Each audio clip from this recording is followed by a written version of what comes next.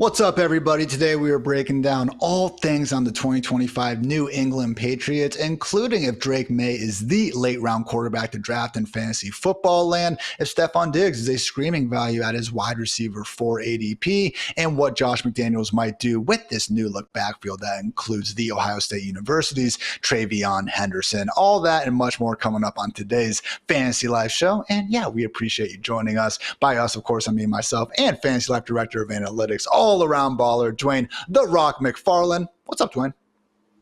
What is up, Ian? We're coming in hot on this one. We're going right away to the Bud Light breakout. Watch, because we've got a guy that we've got to talk about here that you're going to want to get your binoculars out for, Ian. You're going to want to take a really close look. This is a quarterback that can do some, look at this, got the binoculars out. This is a guy that can do some damage with his legs. Also was kind of sneaky as a passer last year if you kind of weed out some of the games where he didn't play the full game and things like that. What are your thoughts on Drake Maye, and is there a path here to a top 10 fantasy finish? One of my favorite stats from this entire offseason is the reality that just in terms of raw yards per carry, nobody was more efficient than Mr. Drake Maye last year. The stuff he was doing as a scrambler, man, really was up there with Lamar Jackson. I'm not kidding. You look at his scrambles, you look at the yards he got on him. Maybe it wasn't as aesthetically cool as Lamar, but really what Drake Maye's been doing on the ground, even dating back to his days in North Carolina, this is the sort of dual threat quarterback who can give us maybe not 800 yards on the ground, but the 400 or 500 needed to, again, separate himself from the rest of the pocket passers that we usually see in this QB2 tier in fantasy land. So I have a heck of a comp list for you, Dwain, because again, you didn't do a little bit of weeding around here. You know, this is the offseason. This is the time when we break out, you know, the most ridiculous sample sizes. But you give Maye the benefit of the doubt. You look at his, you know, full games, and he was actually able to average north of 220 passing yards and over 35 rushing yards. The only quarterbacks to do that in the Super Bowl era, okay? We had Maye, we had Jaden Daniels, Cam Newton, Lamar Jackson, Jalen Hurts, Josh Allen, Mike Vick, Dante Culpepper, Randall Cunningham, Kyler Murray, Russell Wilson, RG3, Donovan McNabb, and Steve Young. Maybe not all of them turned out to be Hall of Fame quarterbacks like Steve Young, but basically every single one turned out to be a fantasy star at one point or another. I do think Maye has a good chance of doing that this year at a QB 15 ADP, man. So I know we just recorded the Jets. We talked about how Fields is really, you know, the late-ish round archetype, that run-heavy quarterback that we can get behind. But man, if you miss Fields and you're trying to find that diamond in the rough, sure looks a lot like Drake Maye. Yeah, man. And Drake Maye, like, the thing we need from him is more involvement in the designed run game. Last year, only 3% of those carries, did everything you talked about really on his scrambles, 11%, which we like even more because that's where you get more yards per carries, because obviously the quarterbacks are dropping back. They see everybody on the defense has their back turned or they're too far drop back, and they know they can get 7 or 8 yards on a carry versus the design run, a little bit different. But if we want to talk about the true upside for Maye to unlock as a rusher, we do need a little bit more of that work in the design run attempt. Also, when we look at his involvement inside the 5-yard line, 0% of the team's carries. So, okay, Josh McDaniels, we got to make a couple little tweaks here. Let's get Drake Maye. You don't have to put him at risk, but let's get him a little bit more involved in those other two categories, because to your point, Ian, like, I really do think like he has shown like it is something that he can do. And if you look at him, you know, from a projection standpoint and the way that the median handles him in the model as far as the ceilings and the floors, he is one of these guys that comes in, to your point, in a really good range. If you miss out on old Justin Fields, Drake Maye, the ceiling in the model is 23.6, okay, and his floor is 15.2, but the median is 18.5. So I've got him projected for 34 rushing yards per game, but the ceiling could go as high as 45 based on variance and what we've seen for players in a similar range to him. The other thing is I've got him projected for 235 passing yards, and I've had some people like, oh man, that's kind of high. Well, if you go back to last year, guys, and you just look at the games where Drake Maye was actually playing 90% or more of the snaps, not the ones where he had to leave with injury or came in to play a little bit late in the game, that's actually the number. That's actually what he was able to do. So this guy was pretty good as a passer. I mean, we're talking about a league right now, Ian, where the average starting quarterback in the NFL over the last 3 years, 215 yards passing per game. Gross. Like, part of that's we've lost some really good quarterbacks along the way, and then part of that is just what NFL defenses are doing. But Drake Maye, as a rookie, was actually better than that. So I just think that, to your point, there's a lot to like here. I think the question ultimately does come down to, what do we get from the weapons? We know they added Stefon Diggs. You get Kyle Williams, who was a massive climber through the NFL draft process. Started off as a guy that was thought of as an undrafted free agent, ends up going in round 3 to the Patriots. We've got Hunter Henry, the returning here as a tight end. The question is, does he have enough firepower around him to really click in the passing game? But even if he doesn't, that rushing floor and that potential rushing ceiling is something that we can really get excited about, especially if they'll let him have a few of those carries inside the 5-yard line. And we did see McDaniels do a really good job with that with the 2020 Patriots when Cam Newton was there. I mean, again, I actually had I like doing my highlight videos on Twitter, had one about Drake Maye run the ball, and I just kind of replied to that thread with a nice little breakdown from Nate Tice, great guy over at Yahoo Sports, and some of the stuff that, again, McDaniels was doing with Cam Newton. I'm not trying to say Drake Maye is as lethal as Cam Newton on the ground, but again, watch the video for yourself. It was just cool, unique stuff that maybe you wouldn't have anticipated from someone like McDaniels, who otherwise has spent the bulk of his career, with guys like Tom Brady and then more recently like Derek Carr, Jimmy Garoppolo, more of that sort. So, Tim Tebow way back in the day, if you want to really go down memory lane. But again, I think there's potential here for McDaniels to know what he's got in May, use that piece of his game. And then in terms of the weapons, Dwain, Demario Douglas, who's fine. We like him. Kayshon Boutte. These were the top 2 wide receivers last year, right? Jalen Polk, Javon Baker couldn't do anything. This was PFF's 32nd ranked offensive line. And I would, just guess that if you had to kind of look at the gap between them, they were 32nd by a long shot. Now, it's going to be tough for the Patriots, with the resources they poured into their playmaker rooms and on the offensive line. Going from dead last, to anything resembling above average is going to be a test. But again, when Maye was already able to put up the sort of numbers we're looking for in fantasy, even a small improvement should be helping us, man. So Drake Maye, again, someone who I've seen certain, I know Kendall Valenzuela, our own Fantasy Life's K-Dog, she's been really, pounding the table for Drake Maye as arguably the late round quarterback. I see it. I do think there's enough depth at the position. You got guys like Trevor Lawrence, CJ Stroud going even later in drafts. I can't say that, I'm going by his name every single time and clicking him, but certainly someone where, again, it makes me more happy than most years to kind of fade that QB6 to QB10 range if needed, because I do think there's more depth at the position than usual. Yeah, man. The 10th highest ceiling in the Fantasy Life projection model. And if you want, and Anthony Richardson's one spot ahead of him, who's dealing with a shoulder injury right now, getting a second opinion, all that sort of stuff. So if you want to throw him out and say Anthony Richardson is not in your draft plans right now, he comes in 9th, 23.6 fantasy points per game. That's 0.1 behind Justin Fields. And I think you could make an argument that maybe Drake Maye should be higher than Justin Fields. And the reason why is he actually, there is an unknown that he might actually have more of a ceiling as a passer to go along with what he can do on the ground. Now, he's not going to reach Justin Fields' ability as far as, the rushing yards per game. We've got Fields projected for 51.5. We've got Maye at 33.7. So there's a difference in those two guys. But at the same time, man, if Maye really threaded the needle and became better as a passer and then hit his ceiling in that rushing department, I think in a lot of scenarios, he actually does outscore Justin Fields. So I think Miss K-Dog is onto something here. Drake Maye, definitely a name that we've got to be paying attention to in fantasy drafts this season. I'm loving it, man. Loving it. Loving K-Dog. I got to move him up, honestly. I got to move him up. Every time I think about Drake Maye and every time I do more research on him, I'm like, I need to move him up. And I probably need to go ahead and do another couple spots. Get on it. Come on, man. I'll do it right now, Ian.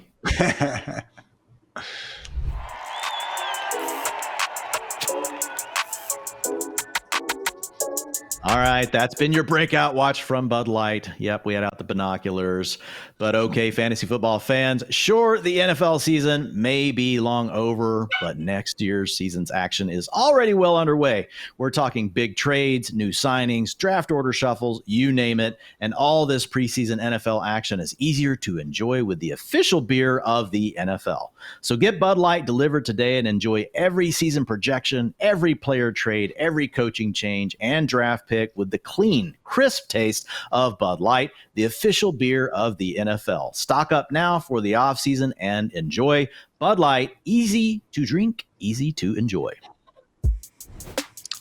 Mention some of the upgrades the Patriots have made for Drake Maye this offseason. None bigger, though, than bringing in ex-Vikings, ex-Bills, ex-Texans wide receiver Stefon Diggs on a pretty big 3-year contract, albeit they can get out of it after year one should they desire. But again, you look at the rest of this depth chart, with all due respect to rookie Kyle Williams, and I don't know why the Patriots, with all that cap room, wouldn't want to keep Diggs in town as long as he is able to keep his head on straight and focus on on-field activities, if you guys know what I mean. So with Diggs, Dwain, look, it is an aging receiver. I don't love the amount of teams he's been on in recent years, and we got to realize that coming off that torn ACL, maybe he's not even hitting 100% of his ability until October. So again, it's easy to paint this negative picture for Diggs. I get it.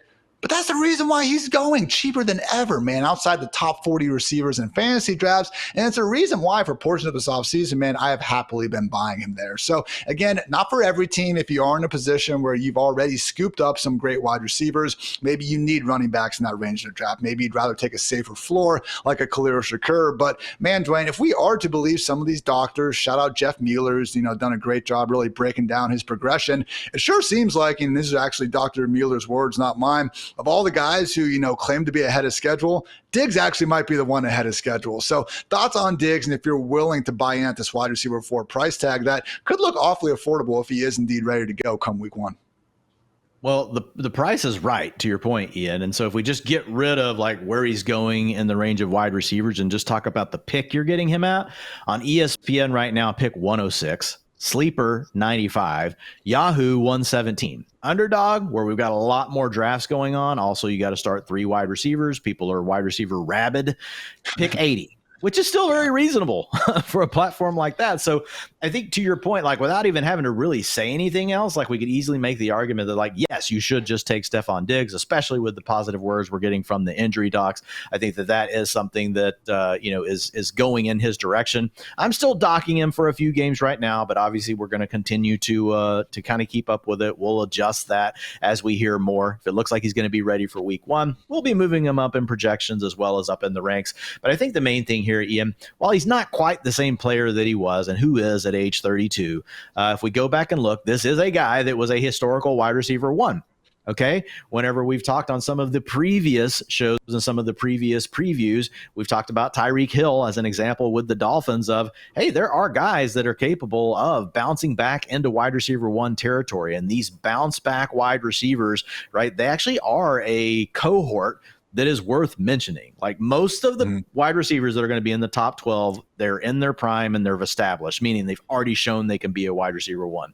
Then the next group are the breakouts, and they're typically rookies or year 2 or year 3 players, and that makes up roughly 24%. But the next group after that is the rebound veterans. Now, it's not something that happens all the time. It's not a super high hit rate, but I think you have to put Stefon Diggs on that list, a little less into it because he is coming off the injury, Ian. If he was completely clean from an injury standpoint, I think we'd be even a little bit more bullish on him. But if we look at it, I mean, here's the bottom line. Like the numbers are still respectable if you look at what he was doing in Houston last year. We know that the fantasy points were pretty good, 15.2 per game. Okay, I know he ended up as the 64th overall, but in the games he played, 15 fantasy points per game. That's nice. The years before, 16.8, 19.8, 16.1. These are all PPR numbers. And then if you look at the underlying data points, those also tracked. Ian, a 23% targets per route run last year. That's just down from 27 and 26 the 2 years before that. And then when you look at his yards per route run, 1.84, so down from 1.99, 2.49 the year before that. And in 2021, 1.91. So not quite the player he was at his prime, but still all of these numbers are pointing towards a guy that could be a wide receiver 2. Yes, he's aging, but I think when you look at it, when you get the price that you're getting on him, and maybe you even have to wait a few weeks before you get it, but once he is on the field and he's back to doing his thing, I do think that wide receiver 2 upside is in the range of outcomes. And I know this sounds weird, but I think you can't completely dismiss wide receiver 1 upside. It could be the guy that Drake Maye just absolutely locks onto. Everything else there is completely unproven or underwhelming when we talk about the Patriots. So if you're betting on Drake Maye and that ascension, I think that Stefon Diggs certainly has to be a component of that. I mean, wouldn't it make sense if one of the best route runners of his generation ages pretty well? And look at last year. Nico Collins on the fold for at least a portion of those games. Tank Dell was healthy while Diggs was healthy. Wide receiver 17 in PPR points per game.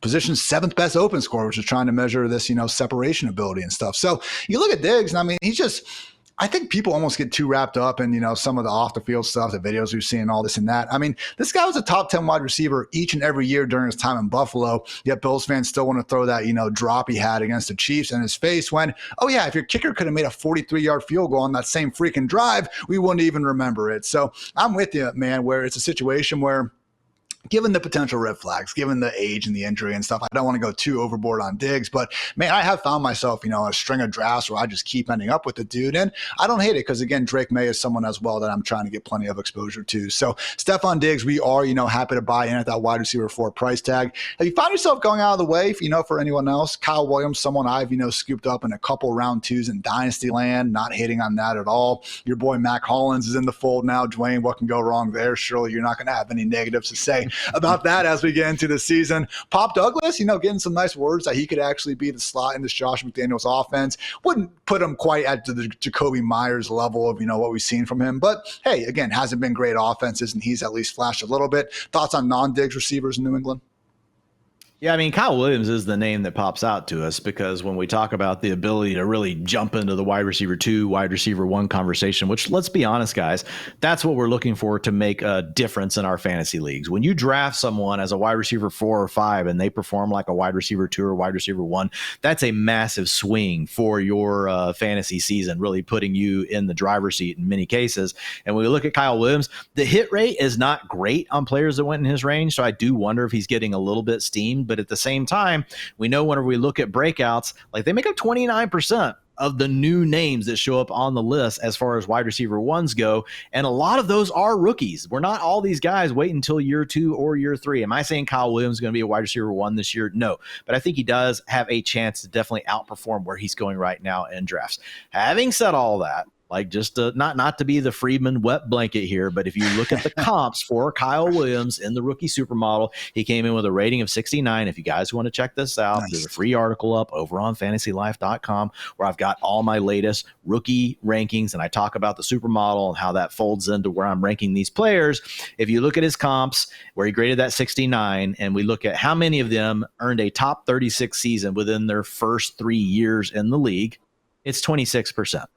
Right. So this is still a low hit. And it's what's funny about this time of season, because when you hear other people talking about, man, Kyle Williams, he's a lock. It's going to be a wide receiver 3.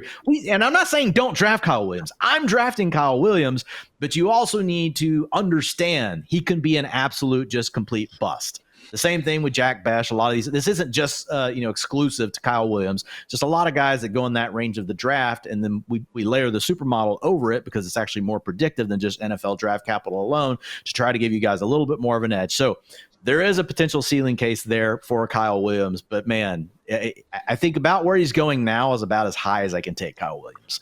Like if he keeps steaming up further than that, like if he gets in the range where he's going in the same spot as Luther Burden, Emeka Egbuka, any of these, and Luther Burden's fallen quite a bit, but if he starts going in the same range as some of those rookies, that's when I say that we've actually gone too far with Kyle Williams. But right now, where he goes in drafts, I think is finding him.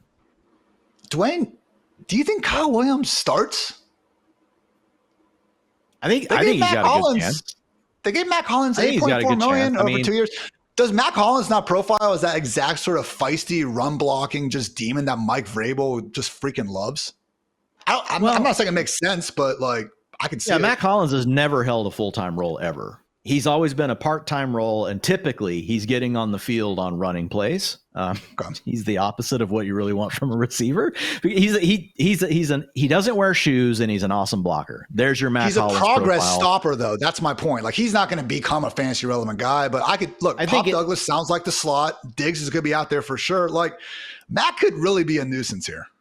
I wouldn't worry about it, to be honest. I think it really does come back to Kyle Williams. If Kyle Williams is the upside end of this profile we just talked about, he will get on the field because that will be worth more than what Mac Hollins can do. And they still may rotate in Mac Hollins or whatever.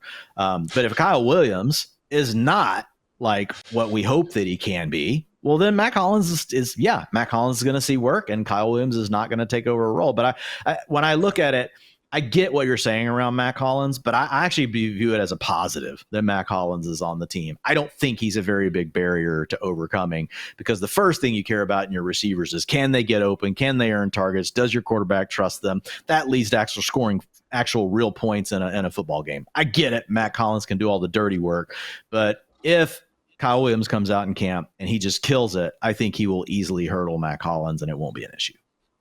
We have gotten good reviews so far out of camp for Kyle Williams. That said, we tend to get good reviews, for most players out of camp. So we'll see what happens when the pads come on here. Again, Kyle Williams, reason to like him. He's only going as the wide receiver. I was like a wide receiver 5, wide receiver 6. So hard to hate on anyone that cheap in fantasy drafts as it is. Long story short, though, we do fully anticipate Stefon Diggs being this passing game's number 1 target as soon as he is ready to get out there on the field, which right now is looking pretty good. So let's move on and talk about this backfield, because we do have incumbent starter Ramondre Stevenson leading the way. Reminder, he got a 4-year, $36 million extension last June for a reason. So even though we do have a new coaching staff in there, still plenty of investment from the front office. And lest we forget, Josh McDaniels, plenty of familiarity with Ramondre Stevenson as well. That said, Dwain, you and I are both old enough to know that the McDaniels backfield committee, not exactly something that's always been easy to figure out. Yes, Josh Jacobs had a workhorse role in 2022, was one of the fantasy MVPs with it, put up all kinds of great numbers, and McDaniels basically told all the other running backs to F off. That was great.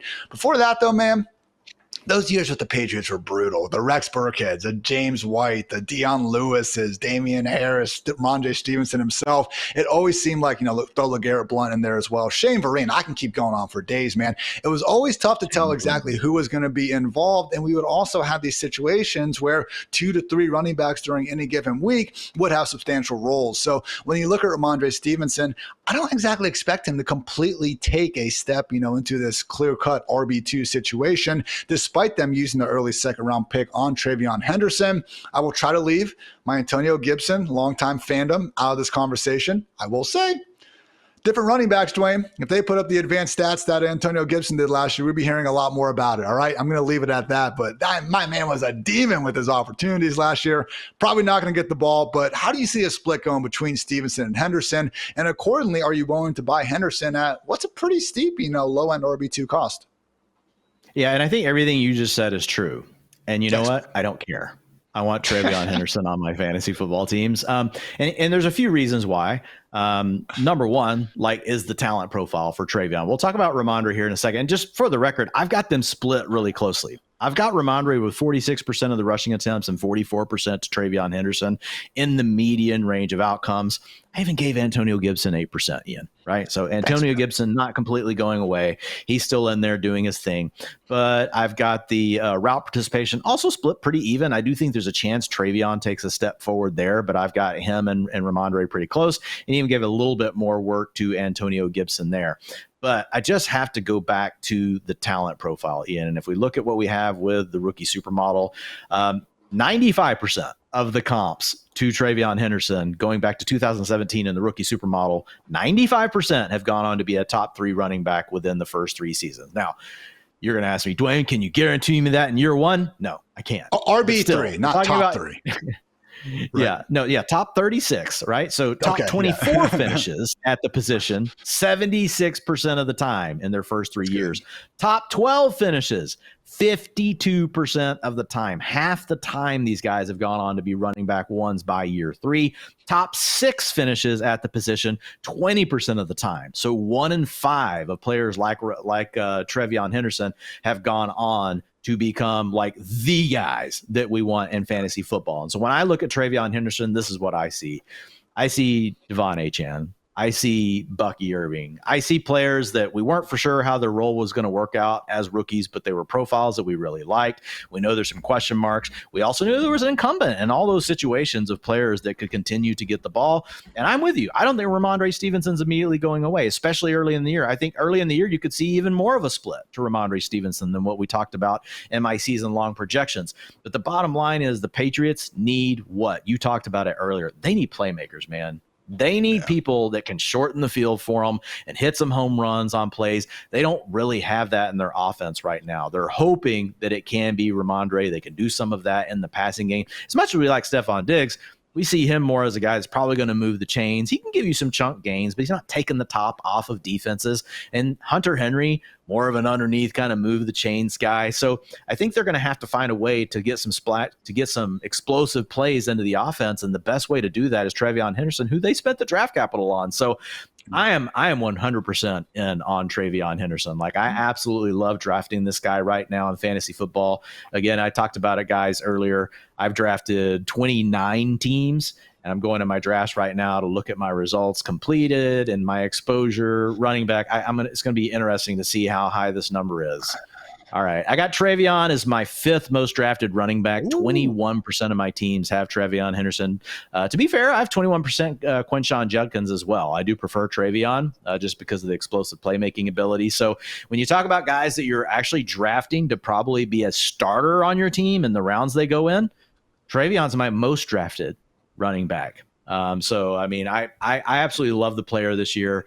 And even though I do think Ramondre, to your point, hangs around, I just think that he's one of these guys like you've talked about on some of our other previews. He doesn't need 65% of the workload to be fantasy relevant.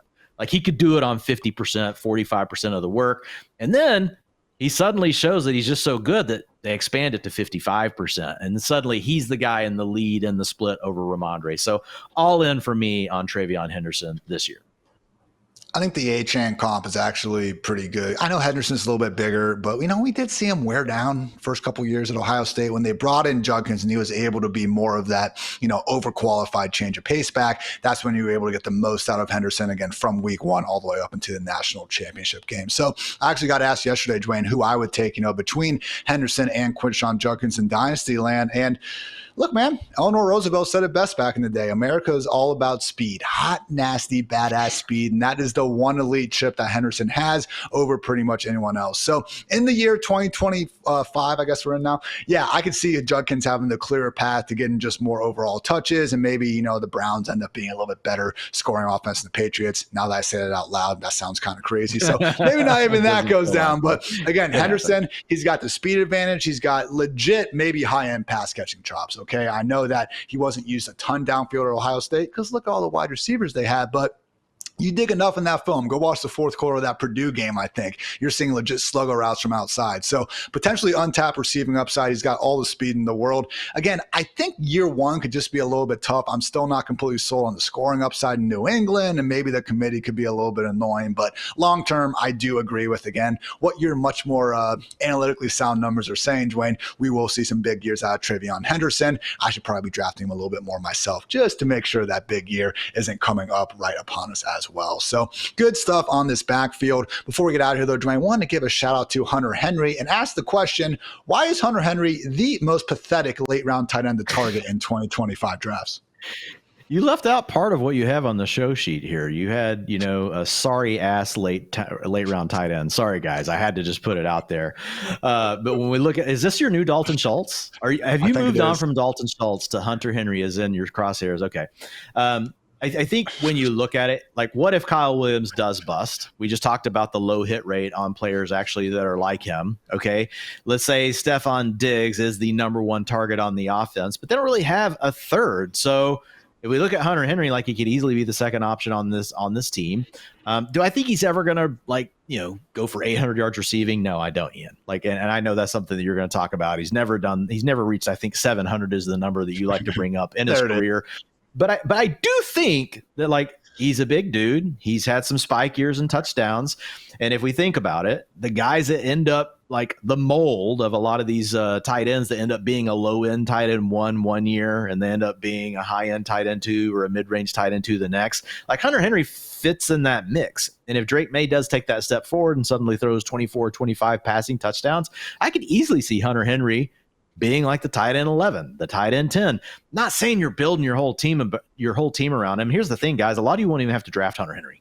He goes undrafted in a lot of these leagues that you're going to play in. If you're talking about underdog, you're taking a lot of times as your tight end 2, maybe he's your tight end 3, and you just need a couple of spike games where hopefully he goes off in the week that the main tight end you have doesn't. So I look at Hunter Henry, and I do think that there's this path that he is the second most targeted player on the team. Again, I'm not saying that means he's going to be a top 3 tight end in fantasy, but he could squeeze into that low end tight end one range. One number I did find when I was doing my deep dive, He had his best year ever as far as targets per route run against man coverage, which is something that's actually been really sticky as far as predicting future fantasy performance. Having said all that, guys, it was an outlier year. He had never looked that way ever before in his career.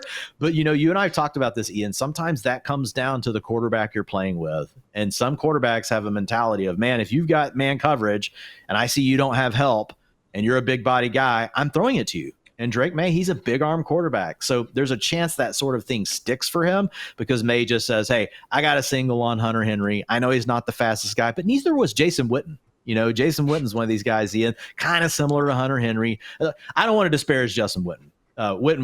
Jason Witten was one of the best tight ends, you know, in the history of the Dallas Cowboys. You know, Novacek won the Super Bowls and everything, but Witten was the more productive guy. But if you look at Hunter Henry, like, wouldn't surprise me, like late career Jason Witten, if he does something like what we saw with him, which is usable in fantasy football. I think Austin Hooper is arguably better at this point. Familiarity with Mike Vrabel. We'll see what the new system does. I am making him this year's Dalton Schultz, which should be great for Patriots fans because guess what? When I ridiculed Dalton Schultz all the entire 2023 offseason, the man went ahead and returned exactly what Dwain was hoping for, a low-end tight end one finish. So we'll see what happens. But yes, again, just shocking to me that this man has never had over 700 receiving yards in a single season and that he led the Patriots in targets last year and couldn't finish better in tight end 16. So I hear you. If Drake Maye throws 30 touchdowns, there is a chance that 8+ of those go to Henry. That would be his path to relevance. But personally, if I am taking a tight end in those late round waters, give me one like Kate Ott and Mike Gesicki in passing games that are going to have so many more opportunities to hopefully make something happen. And I just think they're better football players at this point in their respective careers. So that's going to wrap up the player personnel stuff that we're going through at the Patriots. But Dwain, we do got to get into our win totals. Been going back and forth here on a few, so we'll see who comes out on top here in 6 short months. For right now, though, the Patriots here, 7.5 win total. Give me the over, actually. I mean, we do have a lean, minus 155 to the over, and this matches the Seahawks, Falcons, Cowboys, Jaguars, and Colts. But I do think with Drake Maye ascending, a new, just tougher coaching staff with Mike Vrabel, and a defense that does have, a blue chipper in Christian Gonzalez, and low-key now, I believe, is the 8th most expensive unit in football. I don't think we're going to see, all of a sudden, oh my gosh, like week 18 matchup. I don't know who they play in week 18, but I don't think they're going to be vying for, the AFC East title against the Bills or anything. But 8-9 wins, really building towards the playoff appearance in 2026, I think is firmly on the table for Drake Maye and company. So give me over 7.5 wins. What say you, Dwain? Yeah, I mean, they're running a 3-4 with Vrabel. They added Milton Williams, kind of a young star from the Eagles. We'll see if he can hold up with more snaps here. But, they went and grabbed a player that might be able to continue that in a larger role. If you look at what they did on the outside, at their left outside linebacker, went and got Harold Landry, a very underrated pressure player. Landry's been a pretty good player. He goes back to the time that Vrabel had him in Tennessee. Robert Spillane. Right? Is there a more Mike Vrabel player than adding Robert Spillane as one of your inside linebackers just to really stuff up those run lanes? Don't ask Mr. Spillane to do much in coverage. He will catch a tipped pass for a pick. Seen dude do that twice. I think one of them he took to the house. It was pretty slow, but he did get there. And then you look at Carlton Davis, who they added from the Lions. So Detroit. I mean, they made some moves. Mike Vrabel, also one of these coaches, talked about Aaron Glenn. We talked about the Jets coming from that Dan Campbell tree. Mike Vrabel, very similar in my mind to what you get with Dan Campbell. I think he's going to want to run the balls, going to want to play low margin error football, going to try to grind the rock, going to try to keep these games really close. So I like your call. I think I was torn on this one before. I wasn't for sure which way I was going to go. They've won 4, 4, and 8 games over the last 3 years, which makes it really easy to lean to the under. But I'm going to bet on Drake Maye and the ability of this team just to keep the games closer, and I'm going to take the over on 7.5.